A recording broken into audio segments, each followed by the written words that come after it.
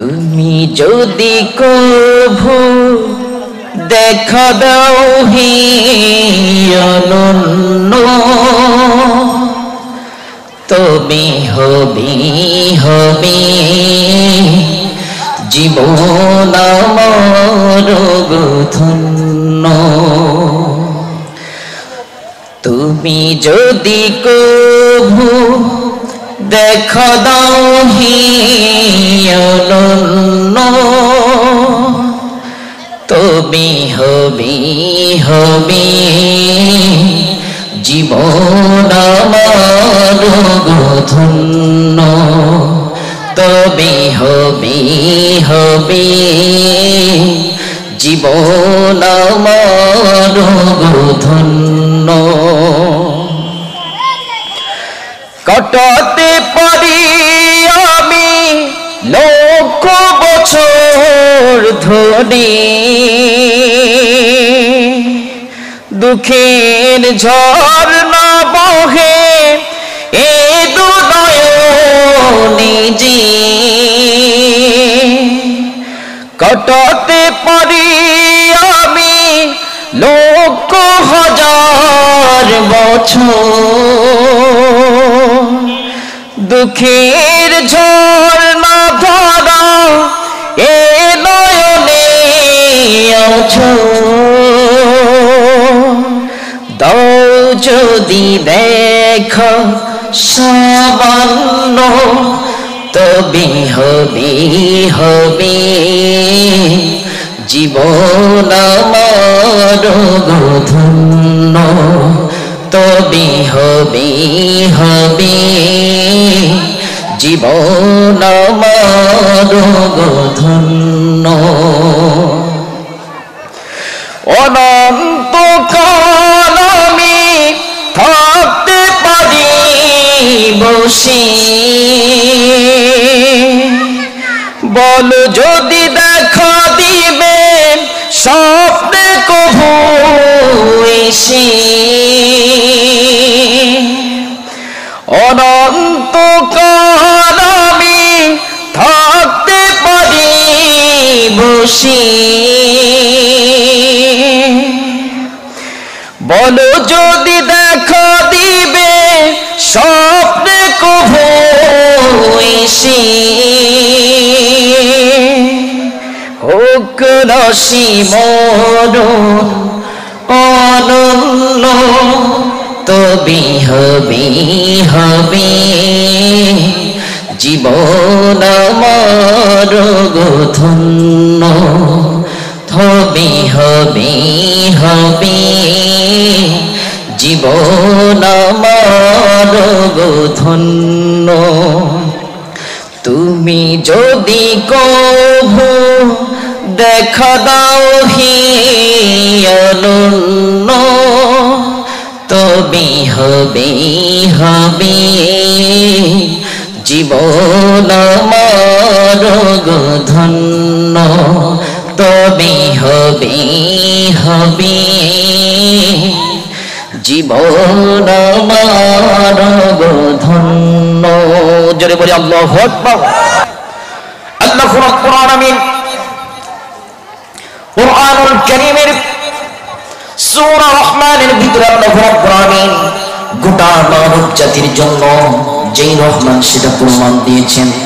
আবার আল্লাহ রাব্বুল আলামিন সুন্দর করে জানিয়ে দিলেন, আর-রহমানু আল্লামাল কুরআন খালাকাল ইনসান আল্লামাহুল বায়ান। দয়াময় রহমান শেখালেন সেই কোরআন, পাঠালেন ইনসান শেখালেন বয়ান। দয়াময় রহমান শেখালেন কোরআন, পাঠালেন ইনসান শেখালেন বয়ান। জোরে বলি আল্লাহু আকবার। সেই মহান রব্বুল আলামিন গোটা জাতিকে দয়া করে মায়া করে যিনি এই কোরআনের মাহফিলে আসার এবং বসার যে তৌফিক দিয়েছেন, যিনি হচ্ছেন রহমান, যিনি হচ্ছে মানুষ জাতিকে কোরআনটা শিক্ষা দিয়ে দিয়েছেন, সেই মহান রব্বুল আলামিনের দরবারে প্রাণ উজাড় করে বলি আলহামদুলিল্লাহ।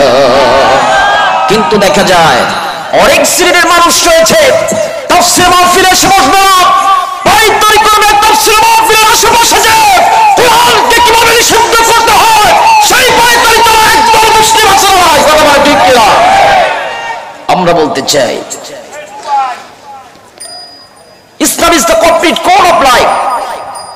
ইসলাম হচ্ছে মানব জাতির জন্য একটা পরিপূর্ণ জীবন ব্যবস্থা, কথা বলেন ঠিক কিনা? এই জীবন ব্যবস্থার বাইরে যারা কথা বলবে, এই জীবন ব্যবস্থা নিয়ে যারা অন্য মত অবলম্বন করবে, এই কোরআন তাদের জন্য সুপারিশ করবে। আমরা কোরআনের সুপারিশ করতে, এই কোরআনের সুপারিশ করেই আমরা কোরআনের সাথে জান্নাতে যেতে চাই। কারা কারা হাত উঁচু করে দেখি? আল্লাহ পাক সকলকে এই হাতগুলো কবুল করেন, সকলে বলি আমিন। আর যদি চিল্লায় বলি আমিন। এই জন্য ভক্তি ভরে মুক্তির আশায় তারই দেখানো চুক্তি অনুযায়ী প্রাণ খুলে মহব্বতের সাথে বলি আলহামদুলিল্লাহ। আর যদি চিল্লায় বলি আলহামদুলিল্লাহ। এরা হচ্ছে আওয়াজ দিতে হবে আবু বকরের মতো, আওয়াজ দিতে হবে ওমরের মতো, আওয়াজ দিতে হবে শাহজালাল শাহবানের মতো, আওয়াজ দিতে হবে কবিরের মতো, যারা এই কোরআন নিয়ে, ইসলাম নিয়ে, আল্লাহ কোরআন নিয়ে যারা বাজে মন্তব্য করবে তাদেরকে পিটিয়ে খণ্ড করাই আমাদের দায়িত্ব, কথা বলেন ঠিক কিনা? এই জন্য কোরআনের আলোচনা শুনবো, কোরআন কি বলতে চাই, কি ডিরেকশন দিতে চাই আমাদের জন্য। আল্লাহ পাক সকলকে এই কোরআনের কথা বলে, কথা শুনে এই কোরআন অনুযায়ী চলার তৌফিক দেন, সকলে বলি আমিন। দুরূদ পাঠ করি সেই মানবতার মুক্তিদূতের জন্য যিনি হচ্ছেন আপনার আবার কাল কিয়ামতের কঠিন ময়দানে একান্ত ব্যারিস্টার আকাইনামদার তাজদার মদিনা আহমদ মুস্তাফা মুহাম্মদ রাসূলুল্লাহ, সকলে বলি সাল্লাল্লাহু আলাইহি ওয়াসাল্লাম। তিনি হচ্ছেন নেতাদের নেতা, কথা বলেন ঠিক কিনা? আমাদের সমাজের নেতার অবস্থা আমি এভাবেই উদাহরণ দিয়ে দেই। তিনজন ব্যক্তি, কয়জন? তিনজন ব্যক্তি, একটু উদাহরণ দিলেই আপনাদের মাথা ক্লিয়ার হবে, কথা বলেন ঠিক কিনা? দেব কি? তিনজন ব্যক্তি, একজন হচ্ছে কানা, একজন হচ্ছে খোড়া, আর একজন হচ্ছে ফকির, যার কিছুই নেই। এই তিনজন ব্যক্তি মনে করেন যে দিগিরিয়া এই বাজারে সারাদিন তারা ভিক্ষা করে বেড়ায়। এরপরে আপনাদের নদী আছে না, এই পাশে নদী আছে না, আমি ওইখান থেকে আসলাম। ওইখানে নদী যখন পার হচ্ছে, নৌকাতে যখন উঠেছে, তখন কানা, সন্ধ্যা হয়ে গেছে, কানা দেখাচ্ছে যে আকাশে ফুটফুটে তারা ফুটতেছে। তো দেখতেছে কে? কানা। এবং পাশে ছিল একজন খোড়া।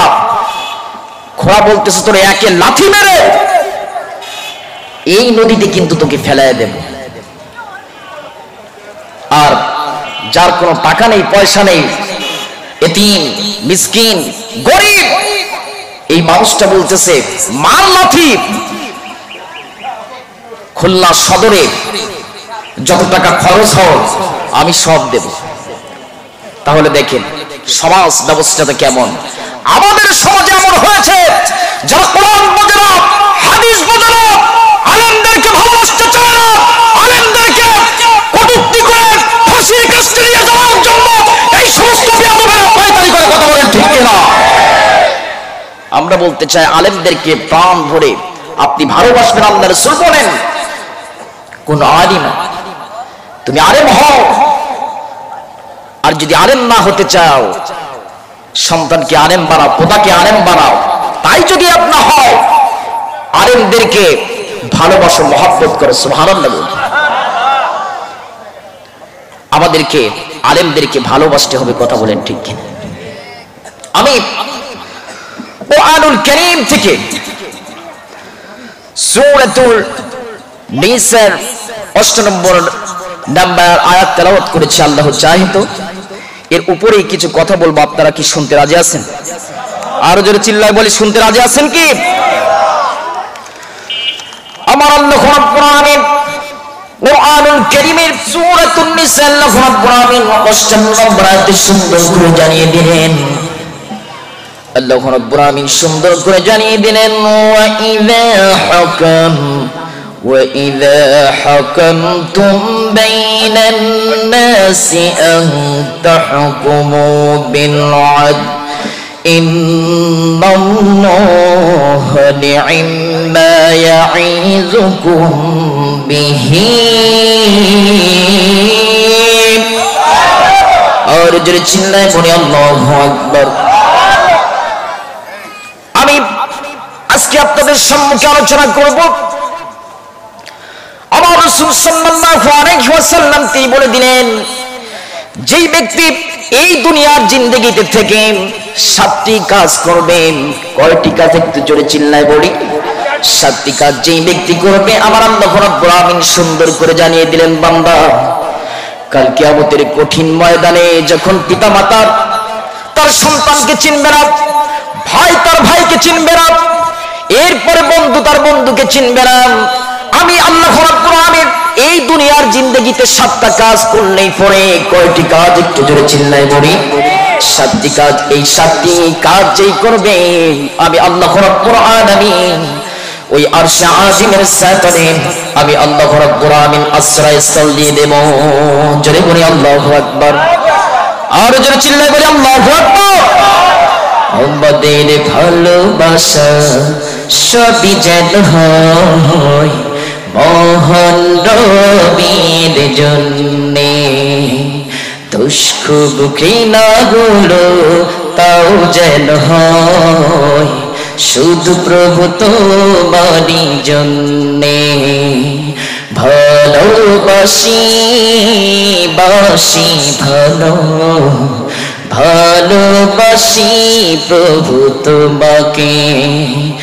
من أحب لله وأبغض لله وأعطى لله ومنع لله فقد استكمل الإيمان. من أحب لله وأبغض لله وأعطى لله ومنع لله فقد استكمل الإيمان. জোরে বলুন আল্লাহু আকবার। তখন আমি বলতেছি 7টা কাজ করলেই পরে দুনিয়াতে আমার আল্লাহ রাব্বুল আলামিন ওই ব্যক্তিকে কোথায় ছায়া দিবেন? একটু জোরে চিল্লায় বলি আরশে আজিমের তলে। আমার আল্লাহ রাব্বুল আলামিন আমার রাসূল সাল্লাল্লাহু আলাইহি ওয়াসাল্লাম তিনি বললেন যে যেই ব্যক্তি কিনা 7টি কাজ করবে, তার ভিতরে প্রথম নাম্বার যেই কাজটা করবেন, সেই প্রথম নাম্বার কাজ আর নয়, সেটা হচ্ছে ন্যায় বিচার প্রতিষ্ঠা করতে হবে। 1 নাম্বার কি? আমি পয়েন্ট আকারে কথা বলবো যাতে করে আপনাদের বুঝতে সুবিধা হয়। আর বাস্তব জীবনে যে ব্যক্তি আমল করবে,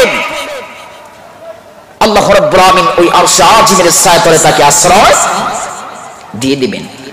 ন্যায় প্রতিষ্ঠা করুন, যেই প্রতিষ্ঠা করুক না কেন, বিচার ফয়সালা করুক না কেন, ন্যায় প্রতিষ্ঠা করতে হবে। 1 নম্বর।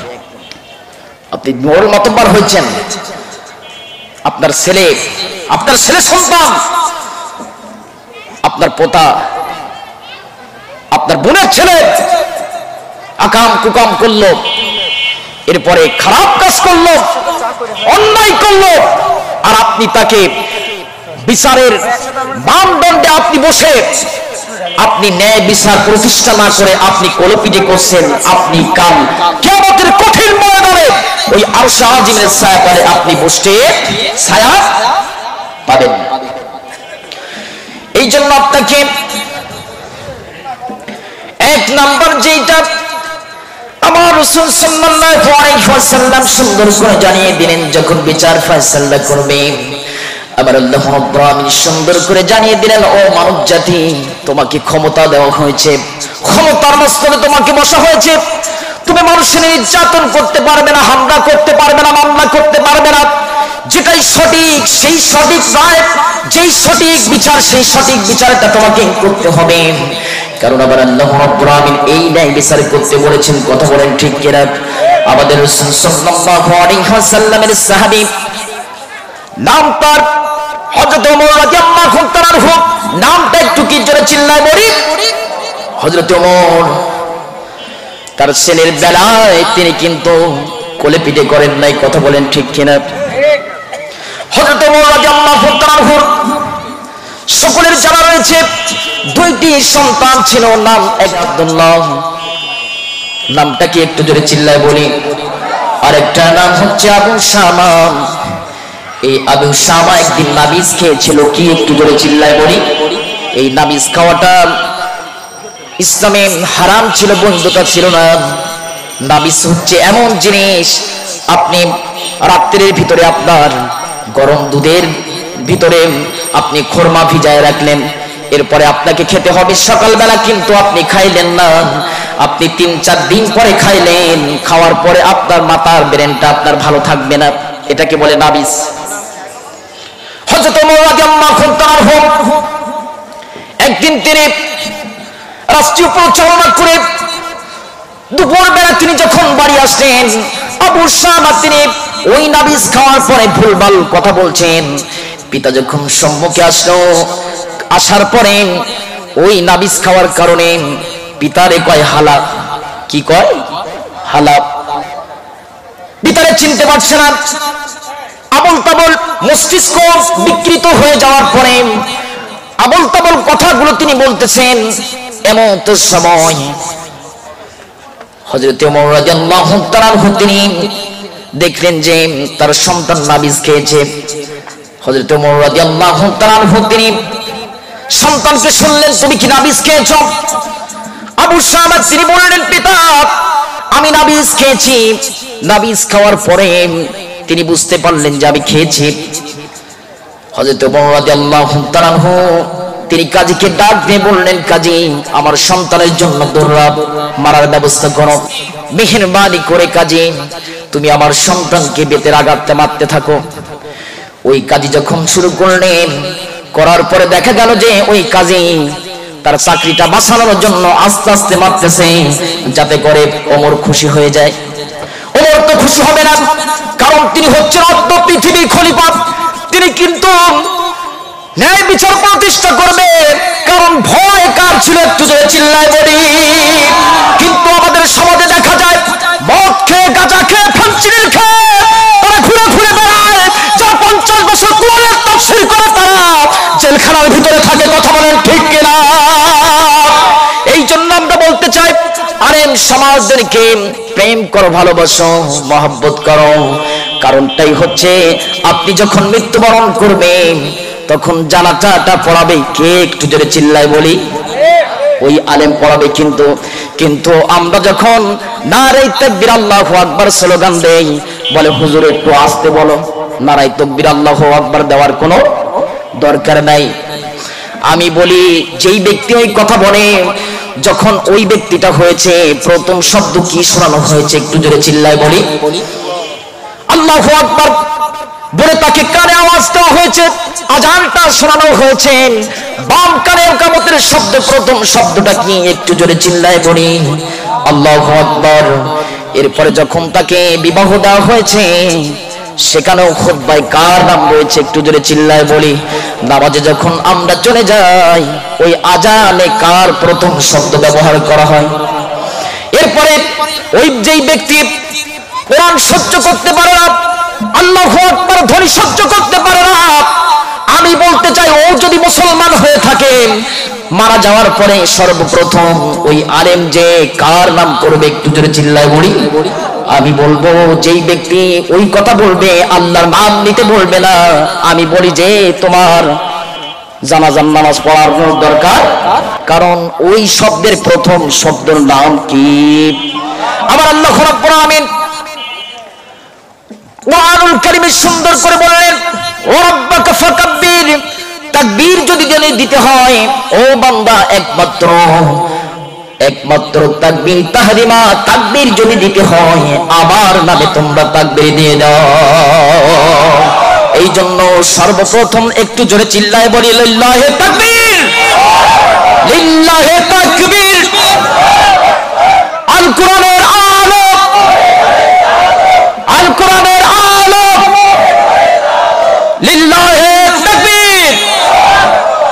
তাহলে এক নাম্বার শ্রেণী হচ্ছে ন্যায় প্রতিষ্ঠা করতে হবে। ন্যায় যদি প্রতিষ্ঠা আপনি করতে পারেন তাহলে আমার আল্লাহ রাব্বুল আলামিন আপনাকে ওই আরশে আজিমের ছায়াতলে আপনাকে আশ্রয় দিয়ে দেবেন। ওমর রাদিয়াল্লাহু তাআলা কাজীর এই আচরণটা দেখে কাজীর কাছ থেকে ওই বেত্তা নিয়ে নিলেন।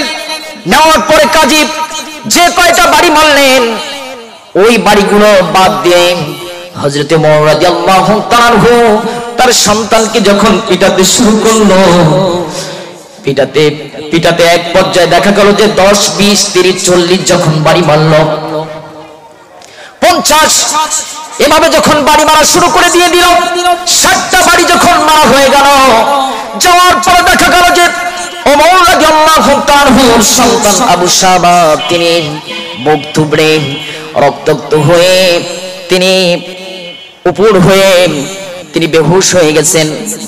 ওমর রাদিয়াল্লাহু তাআলা তিনি আর মারলেন না, সন্তানকে উঁচু করে ধরলেন। ধরার পরে দেখা যাচ্ছে যে সন্তান এখনো জীবিত রয়েছে। এই জীবিত যখন থাকলেন, থাকার পরে একদা পর্যায়ে যখন আসলেন, আসার পরে আবু শাবার আম্মা হযরত ওমর রাদিয়াল্লাহু তাআলার স্ত্রী এসে পায়ে জড়িয়ে ধরলেন, ও আমার কলিজার টুকরা সন্তান, আপনার কি দুঃখ হয় না? আমাদের সন্তানকে আপনি এমন করে মারতে মারতে কি এমনি করে দুনিয়া থেকে আপনি আমাদের সন্তানকে আপনি বিদায় দিয়ে দিবেন? এই কথা যখন বললেন আমি বুঝতে পেরেছি আর 40টা বাকি রয়েছে। মেহেরবানি করে আমার সন্তানকে ছেড়ে দিয়ে দাও, তার পরিবর্তে আমি মা আমার সন্তানের জন্য 40টা উট কুরবানি করে দিয়ে দেব। এই কথা যখন বললেন, বলার পরে ওমর রাদিয়াল্লাহু তাআলা তিনি বললেন, ও আমার কলিজার টুকরা স্ত্রী, আমার সন্তানকে যদি এমনি করে ছেড়ে দেই, কাল কিয়ামতের কঠিন ময়দানে আল্লাহর কাছে আমাকে জবাবদিহি করতে হবে। আর আমরা তো 5,000 10,000 টাকা দিলেই পরে মামুখানু হলেই পরে ওই গরিব মানুষের দিকে অন্যায়টা আমরা চাপিয়ে দেই। কথা বলেন ঠিক কিনা? দেখা যায় সমাজে বিশাল বড় ধনী, ওরে বাবারে হাম করেঙ্গা ত্যাং করেঙ্গা, ওই মানুষ বিচারে বসে হয় কাজ নয় করে দেয়। কথা বলেন ঠিক কিনা? আপনি আজকে এই দুনিয়াতে 50 বছর 60 বছর 70 বছর আপনি বসলেন, বছর পরে আপনার সঠিক বিচার আপনি করলেন না, আল্লাহর ওই দরবারে ওই কাল কিয়ামতের কঠিন ময়দানে আল্লাহ রাব্বুল আলামিনের কাছে আপনাকে জবাবদিহি করতে হবে। কথা বলেন ঠিক কিনা? এই জন্য মেহেরবানি করে আমরা কোরআনের সংস্পর্শে দেখতে চাই। কথা বলেন ঠিক কিনা? এখন ওমর রাদিয়াল্লাহু তাআলা তখন সন্তানকে আবার সুস্থ করলেন। সুস্থ করার পরে 1 নয় 2 নয় 60 থেকে শুরু করে 70টা পর্যন্ত মারলেন। মারার পরে যখন 80টা বেদ যখন মারলেন, আবু শামা দুনিয়া থেকে বিদায় নিয়ে নিলেন। আবু শামা যখন দুনিয়া থেকে বিদায় নিয়ে নিলেন, ইন্না লিল্লাহি ওয়া ইন্না ইলাইহি রাজিউন। এরপরে হযরত ওমর রাদিয়াল্লাহু তাআলা সন্তানকে গোসল দিয়ে দফন কাফন কার্য যখন শেষ করে আসলেন, তখন ওমর রাদিয়াল্লাহু তাআলা দেখলেন যে আর 20টা তো বাকি রয়েছে। ওমর রাদিয়াল্লাহু তাআলা তার সন্তানের ওই কবরের উপরে আর 20টা মেরে 100টা দরজা পূর্ণ করলেন। এই হচ্ছে শাসক, এই হচ্ছে বিচারক। আর আমাদের বিচারক হলেন একদিক থেকে গেলেই পরে ওই দিক থেকে ফিরে আসে, ওরা নির্দোষ হয়ে। কথা বলেন ঠিক কিনা? আর আলেমরা নির্দোষ হয়েও 4 দেওয়ালের মধ্যে বন্দী থেকে জেলাম নির্যাতন সহ্য করেছে। কথা বলেন ঠিক কিনা?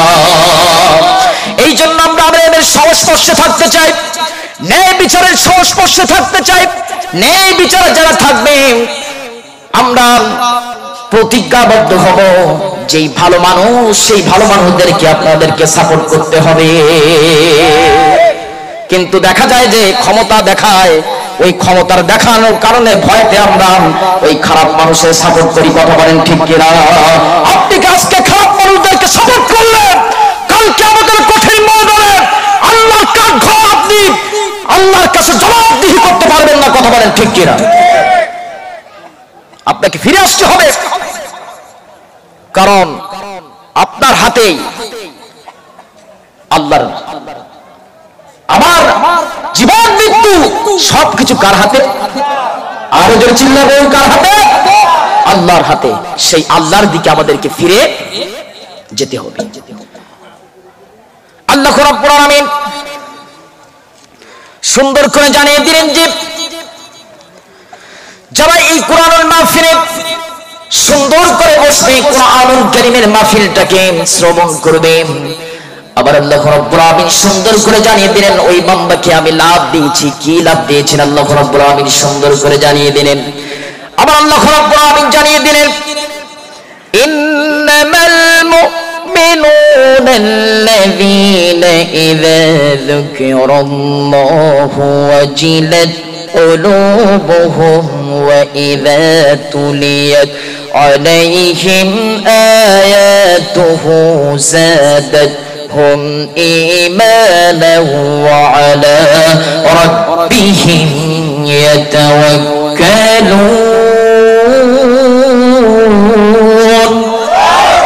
أرجو চিল্লায় বলি আল্লাহু আকবার।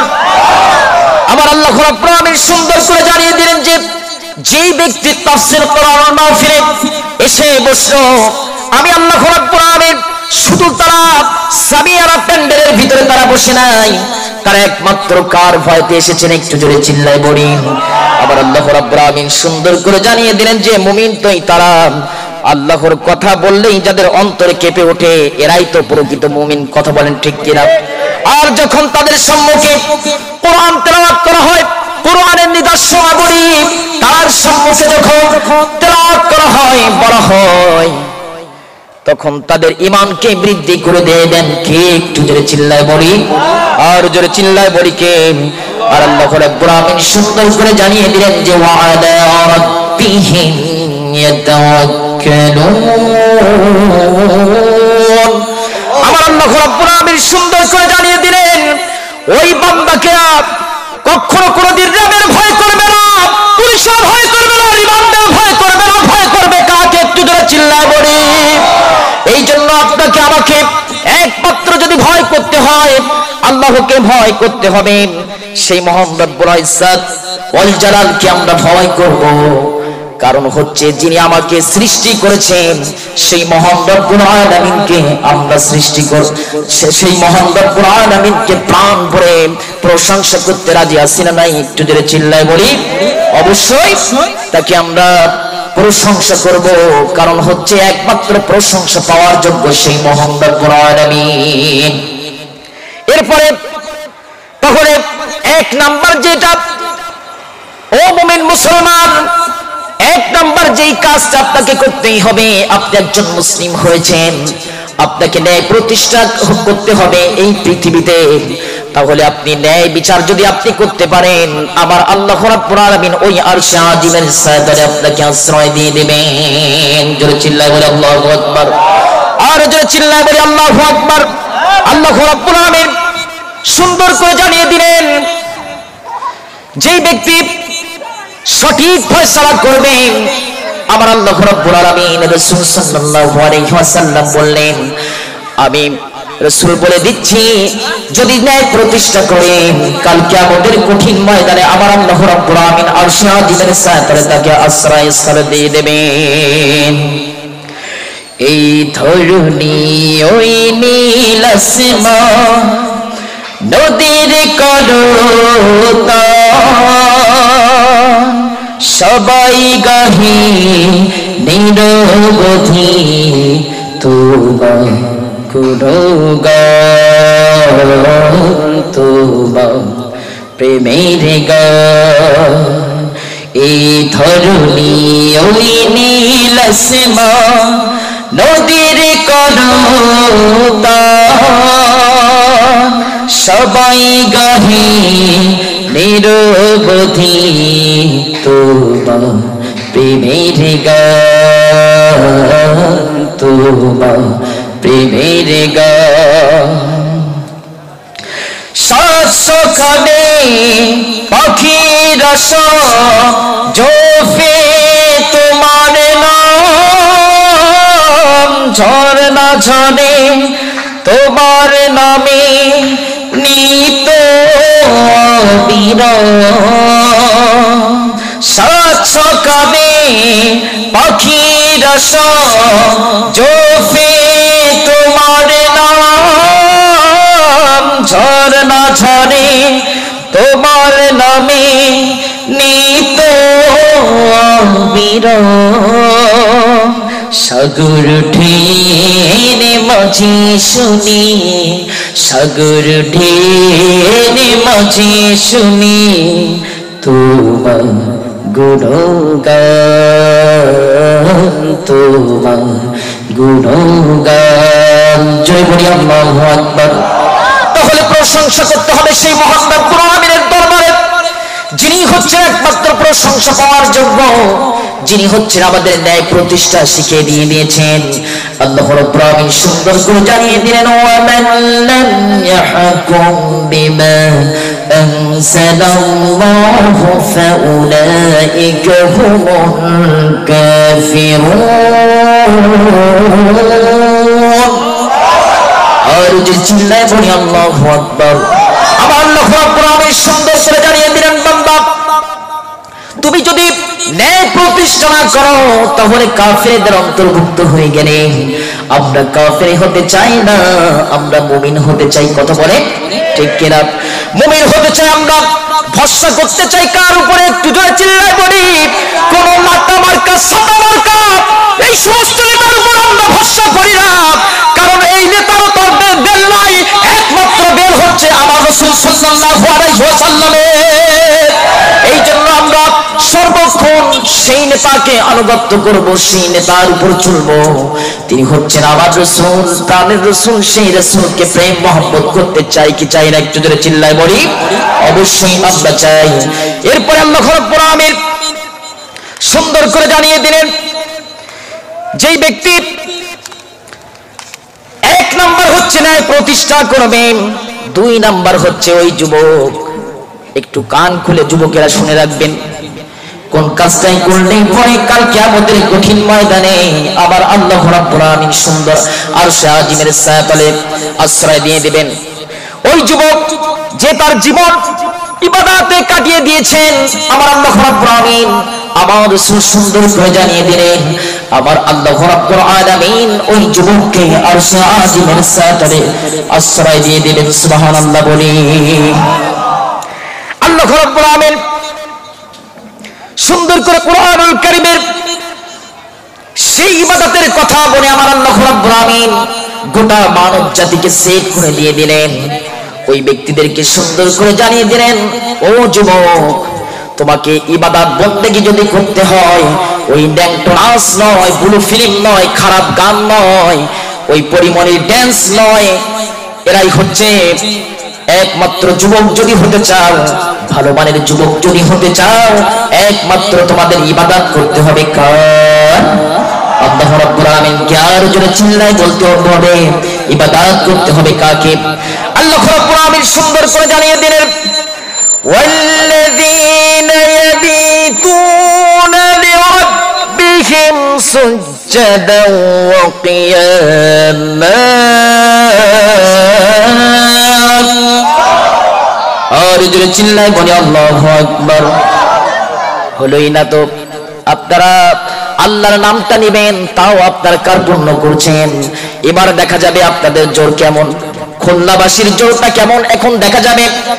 আমার আল্লাহ রাব্বুল আলামিন দুই নম্বর যেই পয়েন্টের কথা বলেছে, যুবকরা কখনো কোনোদিন অন্য ফালতু কাজে ব্যস্ত থাকবে না, পরকায়ার সাথে ব্যস্ত থাকবে না, একমাত্র ইবাদত করতে হবে কাকে? একটু জোরে চিল্লায় বলি, আল্লাহকে। আমার আল্লাহ রাব্বুল আলামিন সুন্দর করে জানিয়ে দিলেন। এবার দেখা যাবে কেমন আল্লাহু আকবার শব্দ করে এই মাহফিলটা মুখরিত করতে চান, একটু দেখা যাবে। আমার আল্লাহ রাব্বুল আলামিন সুন্দর করে জানিয়ে দিলেন, ওয়াল্লাযীনা ইয়াবিতুনা লিরাব্বিহিম সুজদান ওয়া কিয়ামা।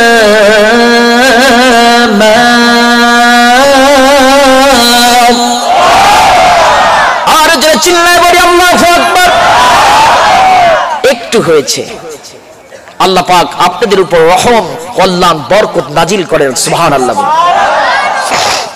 আমার আল্লাহ রাব্বুল আলামিন সুন্দর করে জানিয়ে দিলেন ওই যুবক যে তার জীবন ইবাদতের ভিতরে কাটিয়ে দেয়। 2 নাম্বার আল্লাহ রাব্বুল আলামিন কোরআনুল কারীমে সুন্দর করে জানিয়ে দিলেন যে ব্যক্তি রাত্রি যাপন করে আল্লাহর ইবাদতে মশগুল থাকে আমার রহমত কল্যাণ ওই বান্দার উপর আমি আল্লাহ রাব্বুল আলামিন দিয়ে দেই সুবহানাল্লাহ বলি।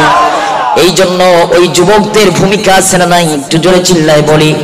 যুবকরাই কিন্তু ইসলামটাকে প্রতিষ্ঠার কাজে বেশি অগ্র ভূমিকা পালন করেছে, কিন্তু আমরা এই সমাজে দেখা যায় যুবকরা ফেন্সিডিল নিয়ে ব্যস্ত, মদ নিয়ে ব্যস্ত, জুয়া নিয়ে ব্যস্ত, কথা বলেন ঠিক কিনা, পরকীয়া নিয়ে ব্যস্ত, সেট নিয়ে ব্যস্ত, এমন যুবক আছেন না একটু জোরে চিল্লায় বলি।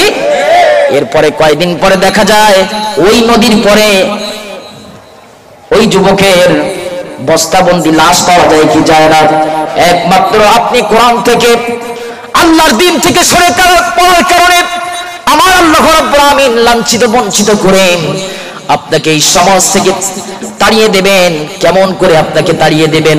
আপনি সমাজের মুখে খারাপ ব্যক্তি হয়ে থাকলেন, এরপরে আমার আল্লাহ রাব্বুল আলামিন আপনাকে বেইজ্জতি করবেন, কথা বলেন ঠিক কিনা?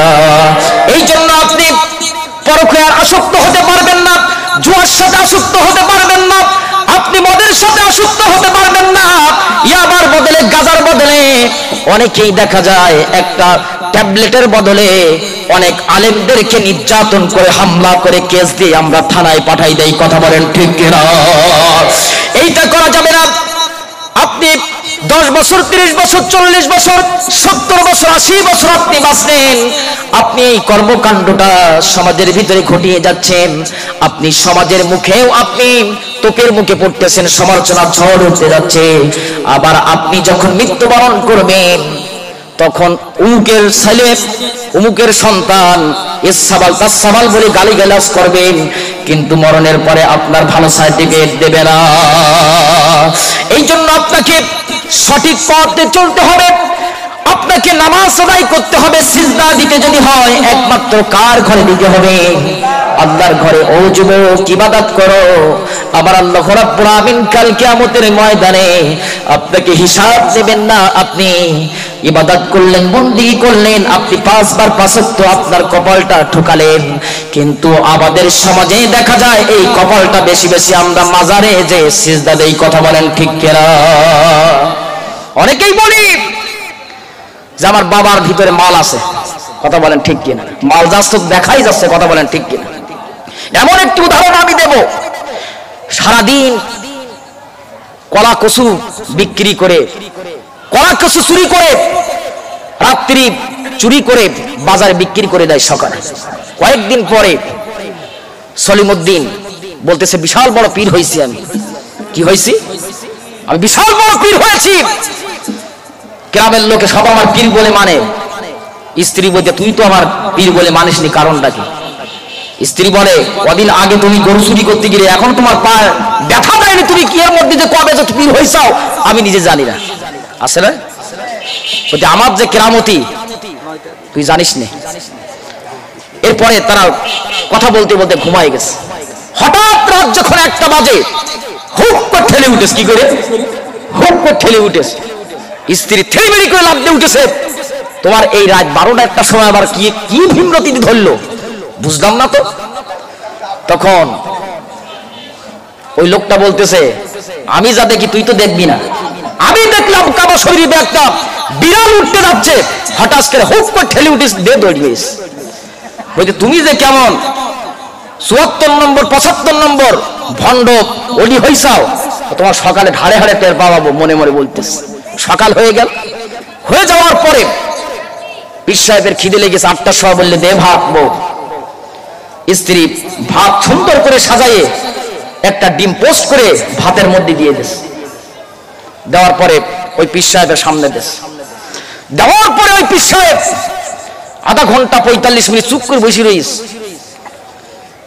বলতেছে এই বউ ভাত দিলি তো, তরকারি দিলি না, পেটে তো খিদের জ্বালা বেড়েই চলেছে। হয়তো তুমি যে সিরিয়াল ছাড়া ভণ্ড, এখানেই প্রমাণ হোক লক্ষ লক্ষ হাজার হাজার মাইল দূরে কাবা শরীফে গিয়ে বিড়াল উঠতে যাচ্ছে, হুক করে ঠেলে ফেলে দিতে পারছাও, কিন্তু চোখের নিচে নাকের নিচে এক হাত নাকের নিচে একটা ডিম হাফ বেল পোস্ট করা হয়েছে, তুমি চোখে দেখো না? তোমার মতো ভণ্ড অলি একটা ছাড়া দুটো নেয়, এমন সমাজে আছে না? একটু জোরে চিল্লায় বলি, আছে না? আছে। এই জন্য এই থেকে আপনার সিজদা যদি দিতে হয় একমাত্র লিল্লাহি মা ফিস সামাওয়াতি ওয়াল আরদ, যে হচ্ছে আসমান জমিনের একচ্ছত্র মালিক, সেই মালিকের দরবারে আপনার মাথাটা নোয়াতে হবে। কথা বলেন ঠিক?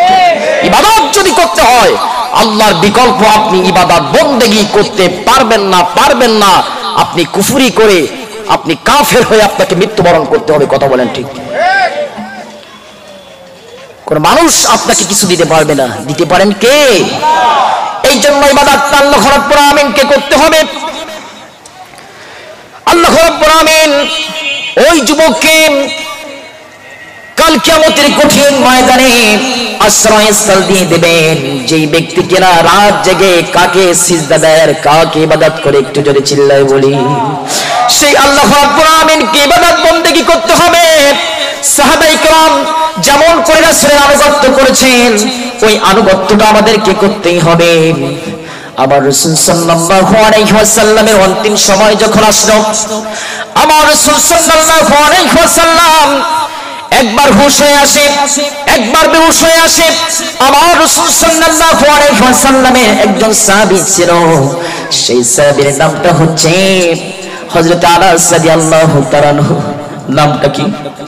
10 বছর মতো 8 বছর ওই আনাস রাদিয়াল্লাহু তাআলা আনহু রাসূলকে খেদমত করেছেন। এই খেদমত যখন করেন, এই অন্তিম সময় আবার রাসূল একবার হুঁশ হয়ে যখন আসে, আবার রাসূল সাল্লাল্লাহু আলাইহি ওয়াসাল্লামের দাড়ি বেয়ে চক্ষু দিয়া পানি যখন পড়া শুরু করলেন, সাহাবায়ে কেরাম বললেন যে রাসূলুল্লাহ, ইয়া হাবিবাল্লাহ, এই অন্তিম সময় আপনি কার জন্য কান্নাকাটি করছেন একটু বলেন তো।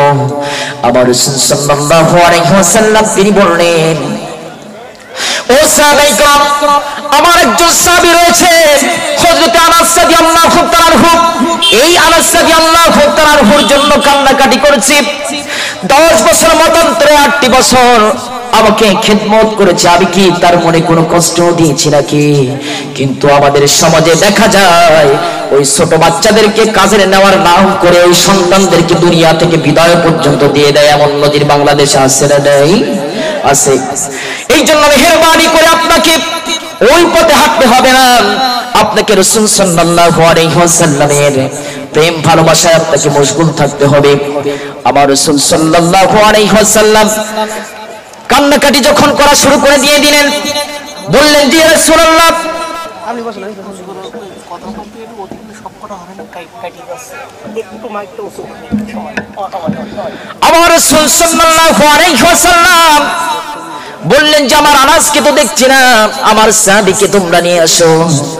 আমার রাসূল সাল্লাল্লাহু আলাইহি ওয়াসাল্লামের কথা শুনে কয়েকজন সাহাবী গেলেন, যাওয়ার পরে দেখলেন যে হযরত আনাসকে খোঁজাখুঁজি করা শুরু করে দিয়ে দিল।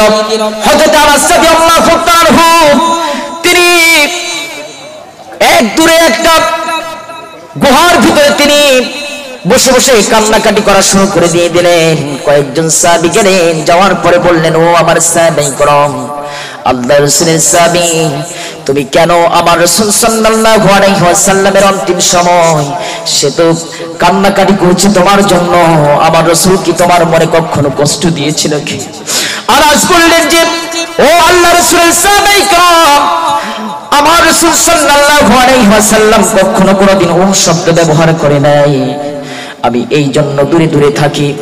সেটা হচ্ছে আমাকে রাসূল সাল্লাল্লাহু আলাইহি ওয়াসাল্লামের দরবারে নিয়ে যাও। রাসূল সাল্লাল্লাহু আলাইহি ওয়াসাল্লামের দরবারে যখন আনাসকে নিয়ে যাওয়া হলো, আনাস রাদিয়াল্লাহু তাআলা সামনে এসে রাসূল সাল্লাল্লাহু আলাইহি ওয়াসাল্লামের চেহারা দেখে টপ টপ করে চোখ দিয়ে টপ টপ করে যখন পানি পড়া শুরু করে দিয়ে দিলেন, আমার রাসূলও কান্নাকাটি করা শুরু করে দিয়ে দিলেন। আমার রাসূল বললেন, আনাস, এই অন্তিম সময় কেন তুমি আবার দূরে দূরে থাকো, আমি কি কোনো কষ্ট দিয়েছি নাকি? আনাস বললেন, ইয়া রাসূলুল্লাহ, ইয়া হাবিবাল্লাহ, 10টি বছর 8টি বছর খেদমত করেছি, কখনো কোনদিন ও শব্দ পর্যন্ত আপনি ব্যবহার করেন না।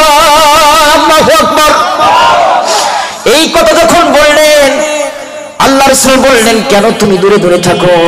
আমার রাসূল সাল্লাল্লাহু আলাইহি ওয়াসাল্লামের কথা শুনে আনাস বললেন ইয়া রাসূলুল্লাহ ইয়া হাবিবাল্লাহ আপনার সম্মুখে থাকলে আমার কষ্ট হয়, বারবার কষ্ট হচ্ছে বলে আমি আপনার প্রেম মহব্বত ভালোবাসার কারণে আমি আনাস দূরে দূরে থাকি। এরপরে আল্লাহ রাসূল সাল্লাল্লাহু আলাইহি ওয়াসাল্লাম তিনি বললেন হে আনাস তোর মনে যদি প্রেম ভালোবাসা থাকে তাহলে একটা সার্টিফিকেট তুই নিয়ে নে। সেই সার্টিফিকেটটা হচ্ছে এই দুনিয়ার জিন্দেগিতে 8টি বছর মতান্তরে 10টি বছর খেদমত করেছ। এখন সুন্দর করে শুনে রেখে দে আনাস, একটা সার্টিফিকেট নিয়ে নে। আল্লাহ রাব্বুল আলামিন যখন আমাকে জান্নাতে দিয়ে দেবে তখন আমার কোনো স্পেশাল খাদেম থাকবে না। ও আনাস দুনিয়ার জিন্দেগিতে যেমন করে আমার খাদেম চিনে, ও আনাস কাল কিয়ামতের কঠিন ময়দানে যখন আমাকে জান্নাতের ভিতরে দিয়ে দেবে, ও আনাস আমার খিদমত করে করে তুই বাকি জীবনটা কাটিয়ে দিয়ে দিবে। আর জোরে চিল্লায় বলি আল্লাহু আকবার।